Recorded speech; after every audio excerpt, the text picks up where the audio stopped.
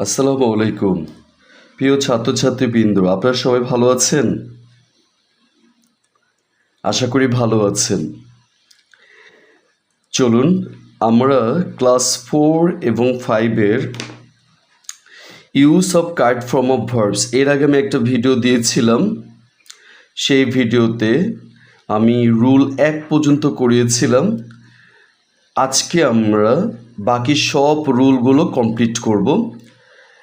বেশি রুল নয়, মাত্র 10 থেকে 12টি নিয়ম।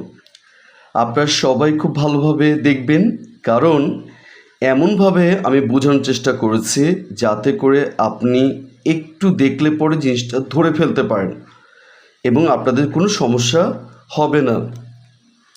চলুন আমরা শুরু করি। দেখুন আমাদের এখানে কি বলা আছে রুল 2-তে, নাও। নাও মানে এখন, অ্যাট প্রেজেন্ট বর্তমানে, অ্যাট দিস মোমেন্ট এই মুহূর্তে, গ্রাজুয়ালি ধীরে ধীরে, ডে বাই ডে মানে দিনের পর দিন, লুক তাকাও, আমরা বলি না লুক তাকাও, ওটা কি, এরকম ধরনের এক্সপ্রেশনের ক্ষেত্রে। লিসেন শোনো, আমি যা বলি, স্টপ থামো, হাস চুপ ইত্যাদি থাকলে আমরা কি করব, অ্যামিজার এরপর ভার্বের সাথে আইএনজি যোগ করব। অ্যামিজার এরপর ভার্বের সাথে আইএনজি আমরা যোগ করব, ভার্বের প্রেজেন্টের সাথে আইএনজি। সবসময় মনে রাখবেন একটা নোট বলছি আমি, নোট।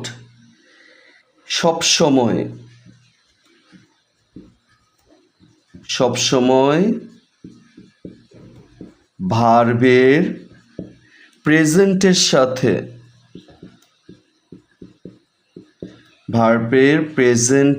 সাথে আইএনজি যোগ হয়। তার মানে যখনই বলবে আপনার ভার্বের সাথে আইএনজি, তাহলে আপনি কী ভাববেন, ভার্বের প্রেজেন্ট ফর্মের সাথে আইএনজি। এখানে খেয়াল করে দেখেন, একটা এক্সাম্পল আমি দিয়েছি, I it dash rice now, I eat gap দিয়ে রাইস নাও। আমাকে সবসময় দেখতে হবে এমন কোনো ওয়ার্ড আছে কি না এই বাক্যের ভিতর যেটা দেখে আমি ডিসিশন নিতে পারি এখানে কি বসবে। এখানে খেয়াল করে দেখেন, এখানে আছে হচ্ছে নাও, এখানে আছে নাও। একটু আগে তাহলে আমি কি শিখলাম, যে নাও থাকে তাহলে পরে আমাকে ব্যবহার করতে হবে অ্যামিজার এরপর ভার্বের সাথে আইএনজি, ভার্বের প্রেজেন্টের সাথে আইএনজি। তাহলে আমার অ্যান্সারটা কি হবে, আমার অ্যান্সারটা হবে আই অ্যাম। তাহলে অ্যাম এরপর হচ্ছে ভার্বের প্রেজেন্টের সাথে আইএনজি। ভার্বের প্রেজেন্ট কি, ইট, ইটের প্রেজেন্ট ইট নিজেই, তাহলে ইটিং। এবার দেখুন, they watch TV at this moment. তাহলে এই বাক্যের ভিতর এমন কিছু কি দেখতে পাচ্ছে যেটা দিয়ে আমি হচ্ছে কোনো নিয়ম ধরতে পারবো। খেয়াল করে দেখুন, অ্যাট দিস মোমেন্ট আমি একটু আগে পড়লাম, অ্যাট দিস মোমেন্ট থাকলে অ্যামিজার এরপর ভার্বের প্রেজেন্টের সাথে আইএনজি হবে। তাহলে কি হবে, দে আর, তাহলে অ্যান্সারটা হবে they are watching, they are watching. তাহলে অ্যান্সারটা কি হবে, অ্যান্সারটা হবে they are watching TV at this moment. এরপর চলুন আমরা চলে যাই 3 নম্বর রুলে। 3 নম্বর রুলসে কি বলেছে, আমাদের 3 নম্বর রুলসে বলেছে কোনো সেন্টেন্সে am, is, are, was, were ইত্যাদি থাকলে এবং ভার্বটি সাবজেক্ট নিজে সম্পূর্ণ করলে ব্র্যাকেটের ভার্বের সাথে আইএনজি হয়। আচ্ছা, বিষয়টা হচ্ছে সাবজেক্ট যদি তার কাজ নিজে করতে পারে, চলুন আমরা একটা নিয়ম এখানে একটু ডিটেলস লিখি। সেটা হচ্ছে সাবজেক্ট যদি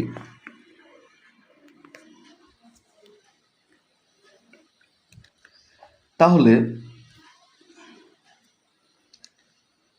আমরা 3-এ একটা নোট লিখব, এইখানে একটা নোট লিখি, এই নোটটা আমি এখানে দিচ্ছি। ওকে, তাহলে নোটটা হচ্ছে সাবজেক্ট যদি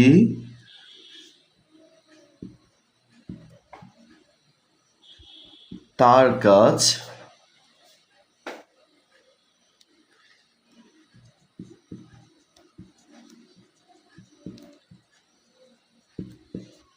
নিজে করতে পারে,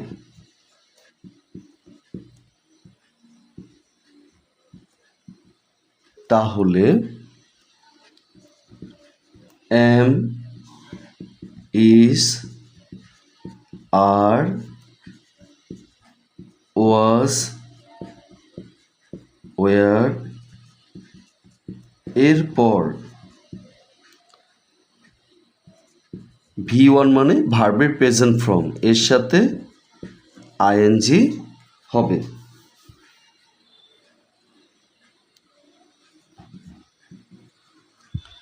আইএনজি হবে। আচ্ছা, এক্সাম্পল,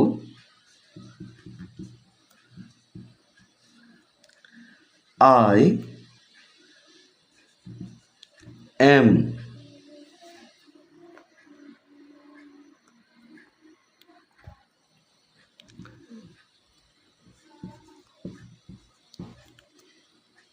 play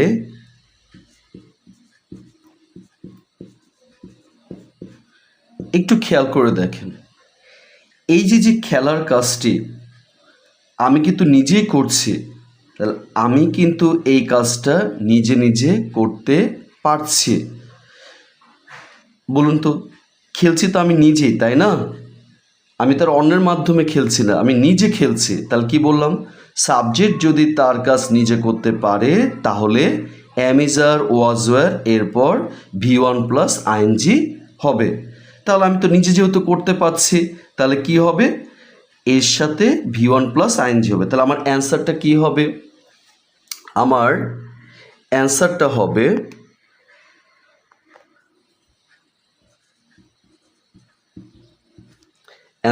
হবে প্লেইং ভার্বের সাথে আইএনজি। এখন আমরা নোট 2,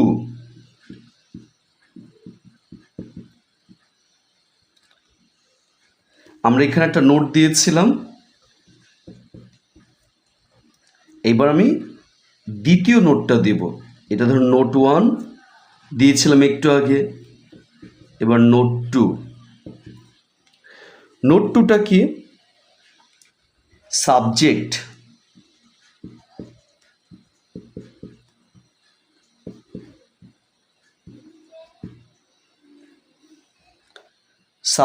তার কাজ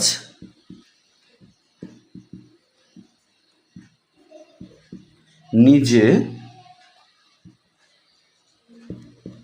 করতে না পারলে, তাহলে মেন হচ্ছে এখানে কি? না পারলে। সাবজেক্ট তার কাজ নিজে করতে না পারলে am, is, are, was, war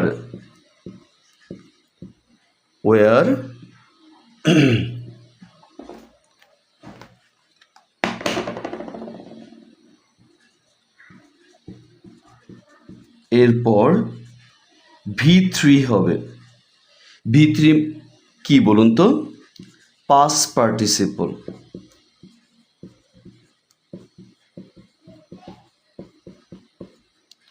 past participle হবে। ওকে, তাহলে চলুন একটা এক্সাম্পল দিই।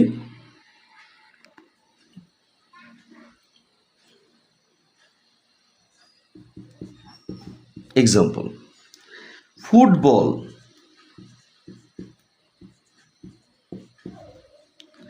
ইজ,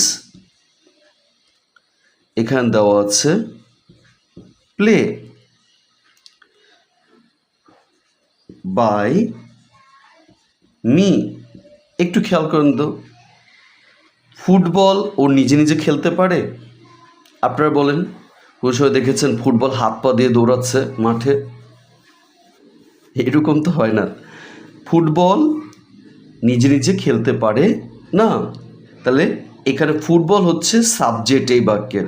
তা সাবজেক্ট তার কাজ নিজে করতে পারছে না, আর এই কারণে আমি কি করব? অ্যামিজার ওয়াজওয়ার এরপর V3 করব, মানে ভার্বের পাস্ট পার্টিসিপল। তাহলে আমার এখানে অ্যান্সারটা কি হবে? আমার অ্যান্সারটা হবে প্লেট।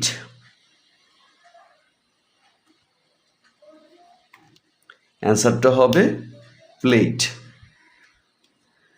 তাহলে চলুন আমাদের এর অ্যান্সারটা কি হবে? The man is right. উনি কিন্তু নিজেই চিঠিটা লিখছেন। সাবজেক্ট হচ্ছে এখানে কে? সাবজেক্ট কাকে বলে? যাকে উদ্দেশ্য করে বাক্যে কথা বলা হয় তাই তো সাবজেক্ট। সেক্ষেত্রে দ্য ম্যান, ওনাকে উদ্দেশ্য করে এই বাক্যে কথা বলা হচ্ছে, তাহলে দ্য ম্যান এটা হচ্ছে কি আমার সাবজেক্ট।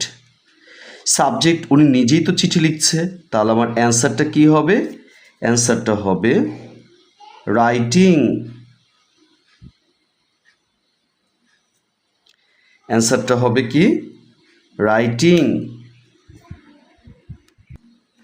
চলে আসি আমাদের রুল 4-এ। কোনো সেন্টেন্সে জাস্ট, জাস্ট মানে কি?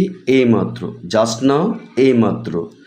দেখুন আমি কিন্তু প্রতিটার বাংলা বলে দিচ্ছি, আপনারা যারা জানেন না তারা কি করবেন? বাংলাটার সাথে সাথে লিখে নেবেন। অলরেডি ইতিমধ্যে ইয়েট পর্যন্ত, এভার এখনও, লেটলি, রিসেন্টলি থাকলে, রিসেন্টলি মানে সম্প্রতি, থাকলে হ্যাভ হ্যাজ প্লাস ভার্বের পাস্ট পার্টিসিপল হবে, অর্থাৎ হ্যাভ হ্যাজ বসে ভার্বের পাস্ট পার্টিসিপল হবে, মানে V3 হবে। আমরা জানি পাস্ট পার্টিসিপলকে আমরা বলি V3।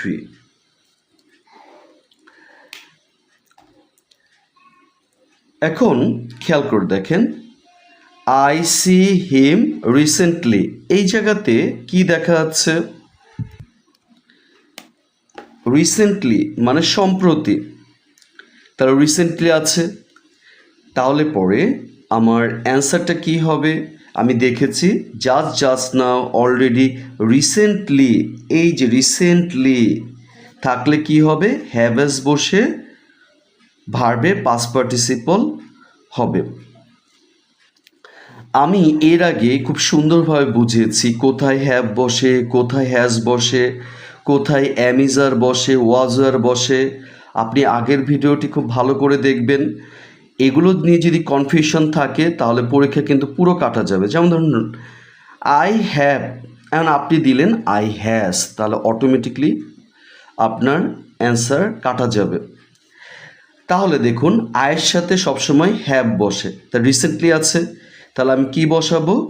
হ্যাভ বসে এই সি এর পাস্ট পার্টিসিপল।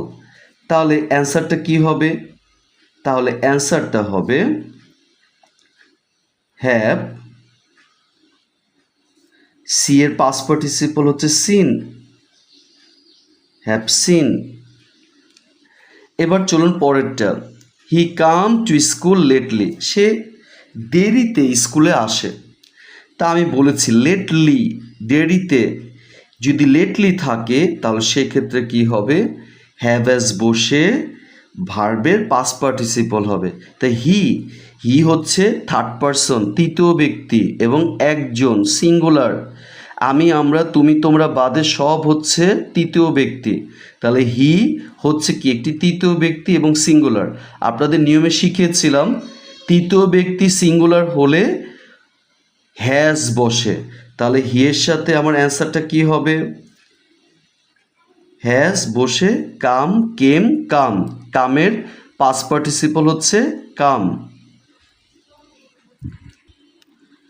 এবার রুল 5, টুডে, টুনাইট। টুডে আজকে, আজ রাতে, দিস মর্নিং আজ সকালে, দিস সপ্তাহে এই সপ্তাহে থাকলে হ্যাভেজ বসে ভার্বের পাস্ট পার্টিসিপল হবে। তার মানে এই সব ক্ষেত্রে আপনি কি করবেন, হ্যাভেজ বসে ভার্বের পাস্ট পার্টিসিপল করবেন যখনই এই শব্দগুলো আপনি বাক্যের ভিতর দেখবেন। I received your letter today. দেখুন কি আছে, টুডে, টুডে, তা টুডে, এই যে টুডে, তাহলে টুডে থাকলে কি হবে, আমার হ্যাভ বসে V3 হবে। তাহলে অ্যান্সারটা হবে হ্যাভ রিসিভড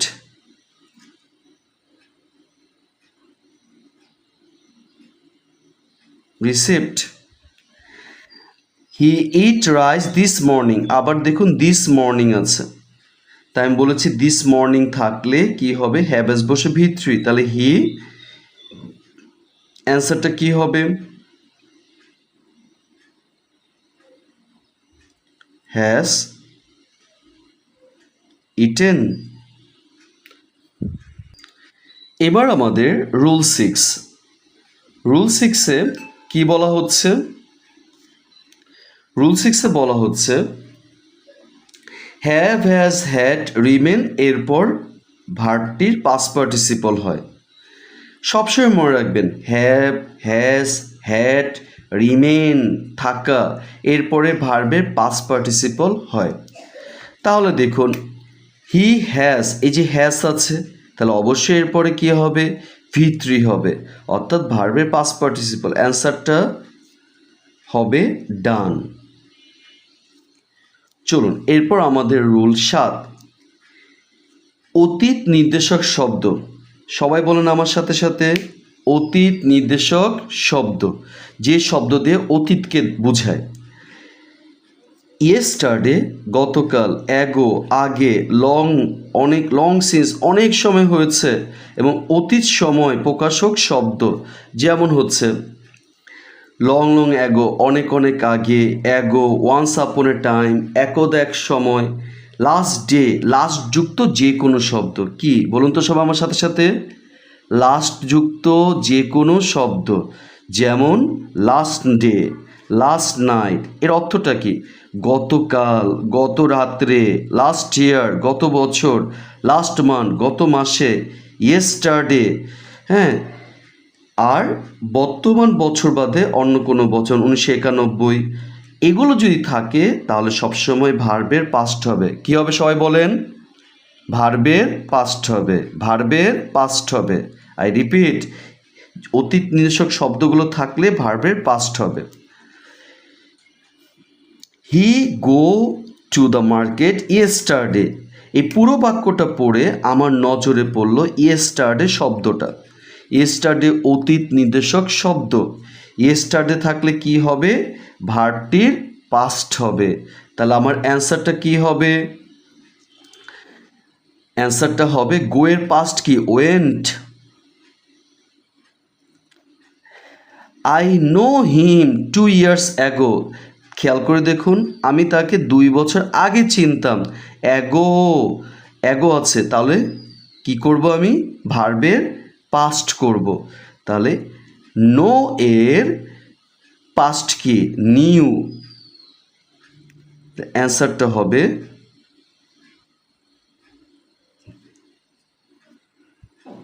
চলুন শিক্ষার্থী বন্ধুরা আমরা এবার 8 নম্বরটা হচ্ছে দেখি। আটে কি বলা হচ্ছে, বাক্যে সিন্স বা ফর সময়ের উল্লেখ থাকলে হ্যাভ বিন অথবা হ্যাজ বিন। আবার বলছি, কি বলুন তো, সিন্স। আরেকটা কি, ফর। সিন্স বা ফর, সিন্স বা ফর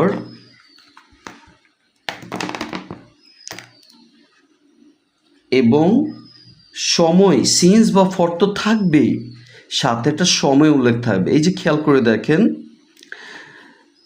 যেমন ধরেন একটা এক্সাম্পল আমি দিই, তাহলে বুঝতে পারবেন।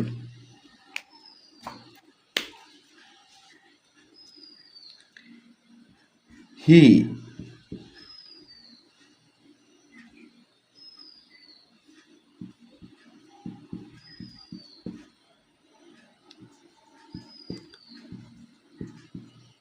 here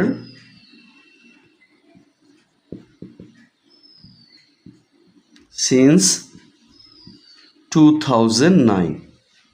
দেখুন এখানে সিন্স আছে, আবার কি লেখা আছে, সময়। তার মানে এরকম থাকতে হবে, সিন্স বা ফর আর পাশে থাকবে কি, সময়। এরকম যদি আপনি দেখেন সিন্স আছে, সময় আছে, তাহলে আপনি কি করবেন, হ্যাভ বিন, তাহলে কি করবেন, হ্যাভ বিন অথবা হ্যাজ বিন। তার মানেটা হচ্ছে আপনার হ্যাভ বিন অথবা হ্যাজ বিন বসে ভার্বের সাথে আইএনজি করবেন। তাহলে কি হবে, এখানে অ্যান্সারটা হবে হচ্ছে হ্যাজ বিন, তারপর ভার্বের সাথে আইএনজি। আর মনে বলেছিলাম তো সবসময় ভার্বের প্রেজেন্টের সাথে আইএনজি হবে, তাহলে হবে লিভিং।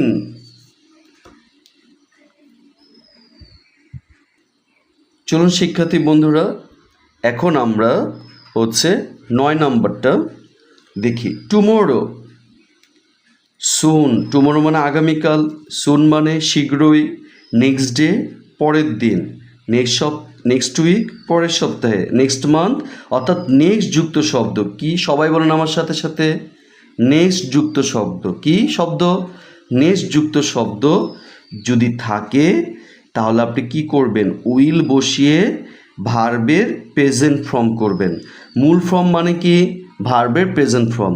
মূল ফর্ম মানে কি, এই মূল ফর্ম মানে ভার্বের প্রেজেন্ট। ওকে, তাহলে উইল বসে ভার্বের প্রেজেন্ট ফর্ম করবেন। সবাই বুঝতে পেরেছেন? তা চলুন তো আমরা দেখি এখানে কি বলেছে।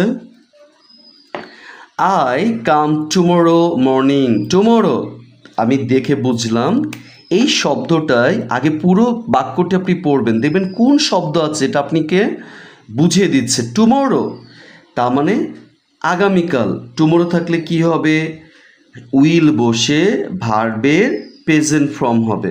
তাহলে কি হবে, অ্যান্সারটা হবে উইল কাম। কামের প্রেজেন্ট হচ্ছে কাম নিজেই। এবার আমাদের রুল 10, আমাদের রুল মাত্র 11টি, আমরা খুব শেষে চলে আসছি। আপনার ধৈর্য সহকারে দেখেন, অনেক উপকার হবে। কোনো বাক্যের শেষে প্রশ্নবোধক চিহ্ন থাকলে, খুব ভালো করে বুঝবেন, কোনো বাক্যের শেষে প্রশ্নবোধক চিহ্ন থাকলে, প্রশ্নবোধক চিহ্ন এটা, ডু ডাজ ডিড শুরুতে বসাতে হবে। ডু ডাজ ডিড শুরুতে বসাতে হবে। এখানে খেয়াল করুন, নোট খুব গুরুত্বপূর্ণ, সাবজেক্টটি থার্ড পারসন কোনগুলো, আই, উই, ইউ, ইয়োর বাদে বাকি সব হচ্ছে third person. I, we, you, your বাদে বাকি সব থার্ড পারসন। যেমন হিটা কি হচ্ছে থার্ড পারসন, কারণ এর দ্বারা আই, উই, ইউ, ইয়োর বুঝাচ্ছে না, এগুলো বাদে এটা। সিঙ্গুলার হলে অর্থাৎ একজন হলে কি করব আমি ডাজ বসাবো। তা চলুন তো এরকমটা কোথায় দেখতে পাচ্ছি, এই যে দেখুন 2 নাম্বারটা আমি এখানে একটু বড় করে তুলি, তাহলে আপনি বুঝতে পারবেন। এই 2 নাম্বারটি কি বলছে, রহিম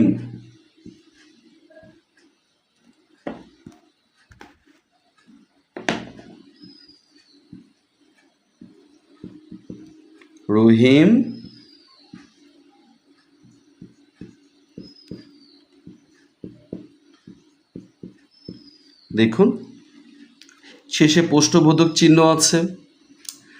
আচ্ছা, তাহলে আপনি কি করবেন, আপনি ডু, ডাস, ডিড এর যে কোনো একটা আনতে হবে, কিন্তু আপনাকে তো বুঝতে হবে রহিমটা হচ্ছে তৃতীয় ব্যক্তি, আই, উই, ইউ, ইওর বাদে।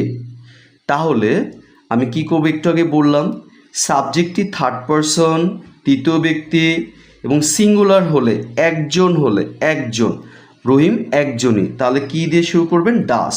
তাহলে আমার অ্যান্সারটা কি হবে, এখানে অ্যান্সারটা হবে ডাস রহিম ইট রাইস, রহিম কি ভাত খায়। সবাই বুঝতে পেরেছেন।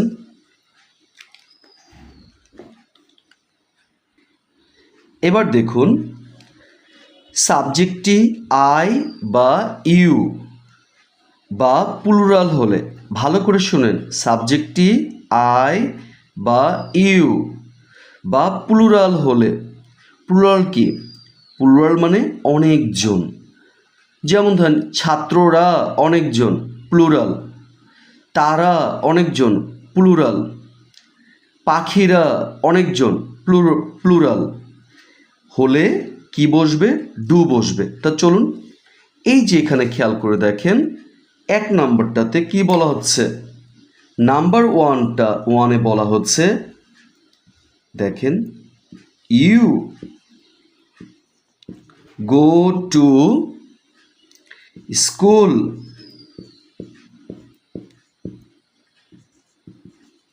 খেয়াল করে দেখেন এইখানে কি দেখতে পাচ্ছি, ইউ।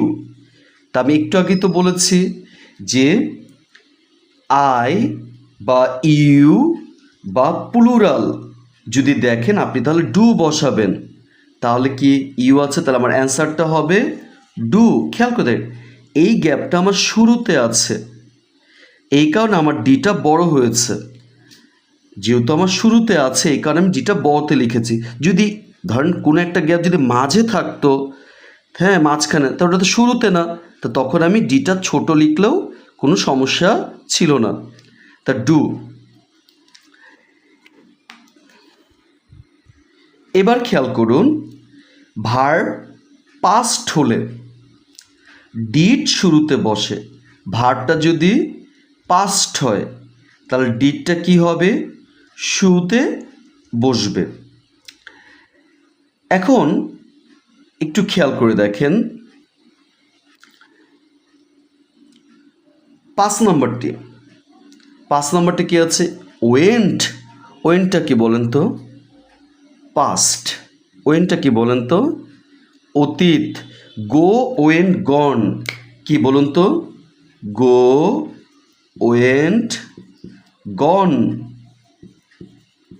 তাহলে ওয়েনটা কি, পাস্ট। তাহলে এই 5 নম্বরে দেখেন কি আছে, ওয়েন্ট আছে, ভার্বের পাস্ট আছে।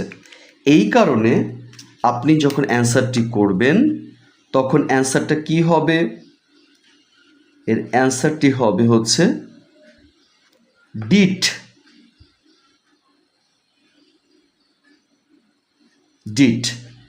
অ্যান্সারটা কি হবে সবাই বলেন, ডিড হবে। কেন, যেহেতু এটা কি আছে, পাস্টে আছে।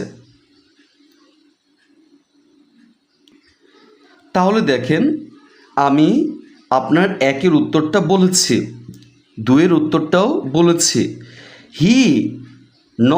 হিটা কি বলেন তো, third person singular number, third person singular হলে ডাজ বসবে।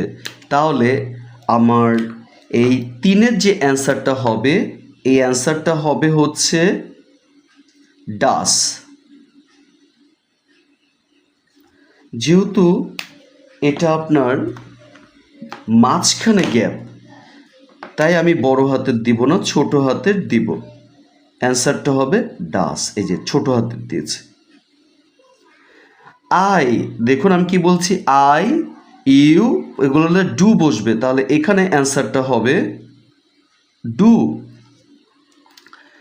এবার দেখেন ইউ ওয়েন্ট, আমি 5-এর উত্তরটি আপনাকে দিয়েছি।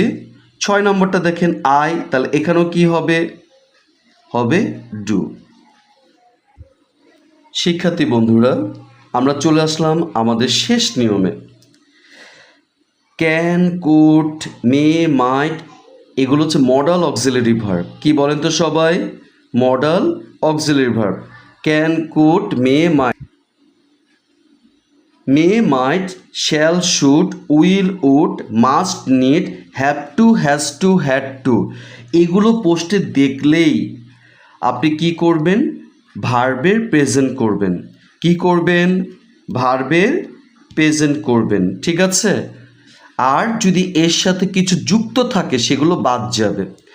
যেমন ধরেন এখানে আছে উইল, খেয়াল করে দেখেন এখানে কি আছে? উইল। আমি কি বলেছি? এদের পর ভার্বের মূল রূপ বসে, কিছু যোগ হয় না। অ্যান্ড উইল আছে, তাহলে অ্যান্সারটা কি হবে? অ্যান্সারটা হবে ভার্বের প্রেজেন্ট। দ্য মেক্স এর প্রেজেন্ট কে? মেক। সবাই বুঝতে পেরেছেন? আরও কয়েকটা এক্সাম্পল আমি এখানে দিতে চাচ্ছি। আমি বললাম ইউ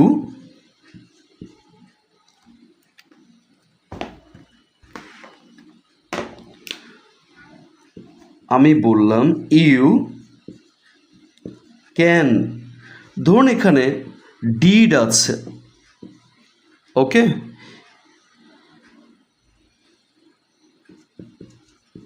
তুমি এটা করতে পারো। খেয়াল করে দেখেন ক্যান আছে, ক্যানটা হচ্ছে মডাল অক্সিলারি ভার্ব। আমরা এখানে সংক্ষেপে মডাল বলি। মডালের পরে সবসময় ভার্বের প্রেজেন্ট ফর্ম হয়। তা ডিডের প্রেজেন্ট ফর্ম কি? ডু, ডিড, ডান। তাহলে আমার অ্যান্সারটা কি হবে? অ্যান্সারটা হবে এখানে ডু।